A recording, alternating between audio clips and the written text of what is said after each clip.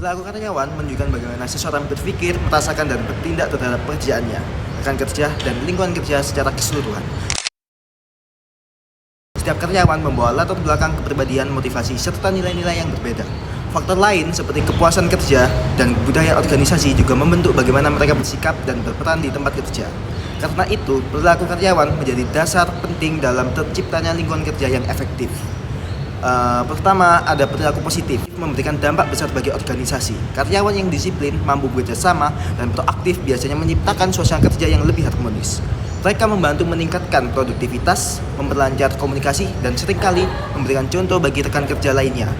Lingkungan kerja yang dipenuhi perilaku positif cenderung melahirkan ide-ide kreatif, solusi yang tepat, dan hubungan kerja yang saling mendukung. Namun, perilaku negatif dapat menjadi tantangan yang serius. Kurangnya tanggung jawab, munculnya konflik, hingga sikap menolak perubahan dapat menurunkan kinerja tim. Perilaku seperti ini bisa membuat suasana kerja menjadi tidak nyaman dan menghambat pencapaian tujuan organisasi. Bila tidak dihilangkan, dampaknya dapat merambat ke produktivitas dan moral seluruh tim. Karena itu, organisasi perlu memastikan terciptanya budaya kerja yang sehat, mendorong komunikasi yang terbuka, memberikan penghargaan terhadap kontribusi, dan membantu karyawan berkembang. Ketika perilaku positif menjadi kebiasaan bersama organisasi, akan lebih mudah mencapai tujuan dan tumbuh secara berkelanjutan. Beberapa faktor yang mempengaruhi perilaku karyawan. Yang pertama, komitmen organisasi. Ini menggambarkan seberapa besar loyalitas dan keterikatan karyawan pada sebuah perusahaan. Karyawan yang memiliki komitmen tinggi cenderung lebih termotivasi, memiliki tingkat kehadiran yang tinggi, dan bertahan lebih lama. Pemimpin dapat meningkatkannya dengan menciptakan lingkungan kerja yang adil serta memberi kesempatan berkembang. Kedua, kepuasan kerja muncul ketika karyawan merasa nyaman dengan gaji, lingkungan kerja, hubungan dengan rekan, dan peluang karir. Kepuasan tinggi mendorong kinerja dan loyalitas. Hal ini sesuai dengan teori Herzberg yang menekankan pentingnya penghargaan, tanggung jawab, dan kesempatan berprestasi. Yang ketiga, sikap. Sikap adalah evaluasi positif dan negatif terhadap suatu pekerjaan.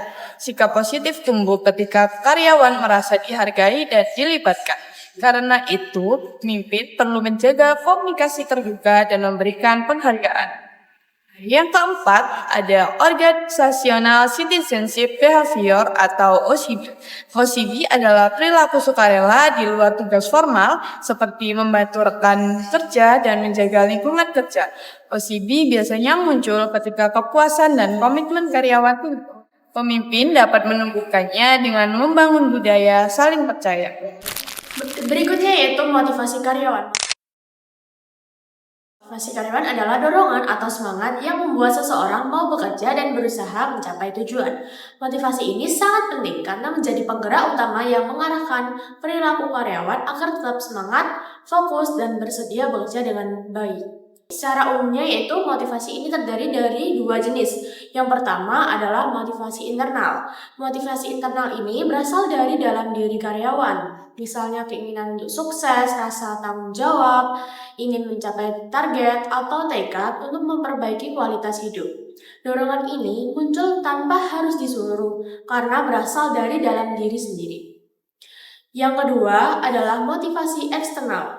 Motivasi eksternal ini berasal dari lingkungan luar seperti gaji, bonus, promosi jabatan, pujian dari atasan, atau fasilitas kerja yang nyaman. Hal-hal eksternal ini dapat membuat karyawan menjadi dihargai dan akhirnya semakin termotivasi dalam bekerja. Jadi, motivasi ini sangat berperan penting dalam perilaku kerja seseorang karena tanpa motivasi, karyawan cenderung bekerja asal-asalan, tidak fokus, dan tidak punya semangat untuk mencapai tujuan organisasi. Motivasi kerja dapat dijelaskan melalui beberapa teori yang saling melengkapi. Menurut Abraham Maslow, motivasi muncul ketika kebutuhan manusia terpenuhi secara bertahap. Dimulai dari kebutuhan dasar seperti makan dan keamanan finansial, lalu kebutuhan rasa aman, kebutuhan sosial seperti hubungan dengan rekan kerja, kebutuhan penghargaan, hingga akhirnya kebutuhan aktualisasi diri. Semakin tinggi tingkat kebutuhan yang terpenuhi, semakin kuat dorongan seseorang untuk bekerja lebih baik. Sementara itu, menurut Frederick Herzberg, membagi motivasi menjadi dua kategori. Pertama, faktor higienis seperti gaji, kondisi kerja, dan kebijakan perusahaan. Faktor ini tidak membuat karyawan termotivasi, tetapi dapat mencegah ketidakpuasan. Faktor kedua yaitu faktor motivator, seperti pencapaian, pengakuan, dan tanggung jawab. Inilah faktor yang benar-benar mendorong seseorang untuk bekerja lebih semangat. Tanpa motivator, karyawan mungkin tetap bertahan, tetapi tidak akan berkembang. Nah, teori ketiga datang dari Viktor Fromm melalui model harapan. Menurutnya, karyawan akan termotivasi jika mereka yakin bahwa usaha yang mereka lakukan akan menghasilkan kinerja yang baik. Mereka juga harus percaya bahwa kinerja yang baik akan memberikan imbalan, dan imbalan itu adalah sesuatu yang mereka inginkan. Jadi, motivasi muncul ketika ada hubungan yang jelas antara usaha, hasil, dan penghargaan. Yang terakhir, teori keadilan dari Adams menjelaskan bahwa rasa adil sangat mempengaruhi motivasi. Karyawan akan bekerja lebih semangat ketika merasa diperlukan setara dengan rekan-rekannya. Sebaliknya, jika mereka merasa kontribusinya lebih besar tetapi imbalannya sama atau bahkan imbalannya lebih kecil, semangat kerja mereka bisa menurun. Persepsi keadilan ini bukan hanya soal gaji, tetapi juga perlakuan, kesempatan, dan pengakuan. Secara keseluruhan, motivasi bukan hanya soal uang, tetapi juga pengakuan, peluang berkembang, keadilan, dan pemenuhan kebutuhan pribadi. Ketika semua elemen ini berjalan seimbang, karyawan akan menjadi lebih antusias, produktif, dan berkomitmen pada tujuan organisasi. Berikutnya yaitu motivasi karyawan, yang bertujuan untuk meningkatkan kinerja, produktivitas, dan kepuasan kerja.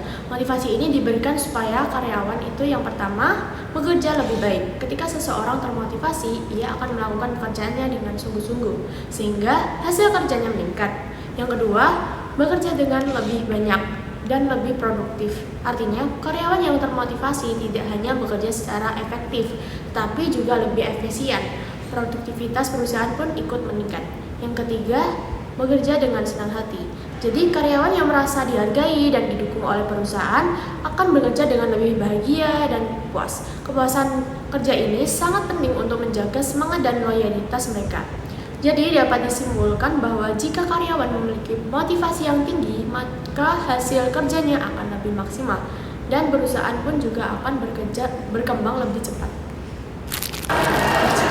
Motivasi dapat diartikan sebagai dorongan dari dalam maupun dari luar diri seseorang yang membuat individu mau dan berusaha untuk mencapai tujuan tertentu. Tanpa motivasi, seseorang cenderung bekerja sekedar menjalankan kewajiban tanpa adanya semangat atau inisiatif untuk memberikan hasil terbaik. Ketika motivasi kerja berada pada tingkat yang tinggi, karyawan biasanya menunjukkan perilaku kerja yang positif. Hal ini dapat dilihat dari sikap yang lebih bertanggung jawab, memiliki komitmen terhadap pekerjaan, serta kemauan untuk bekerja secara maksimal. Karyawan yang termotivasi juga cenderung lebih disiplin, memiliki loyalitas tinggi, dan mampu bekerja sama dengan baik dalam tim. Pada akhirnya, kondisi ini akan berdampak pada peningkatan kinerja dan produktivitas organisasi secara keseluruhan. Sebaliknya, jika motivasi kerja rendah, perilaku yang muncul seringkali bersifat negatif. Karyawan bisa merasa tidak puas terhadap pekerjaannya, kurang bersemangat, dan menunjukkan kinerja yang menurun. Dalam jangka panjang, motivasi yang rendah dapat menimbulkan berbagai masalah seperti meningkat tingkat absensi, menurunnya kualitas kerja, hingga munculnya potensi turnover, yaitu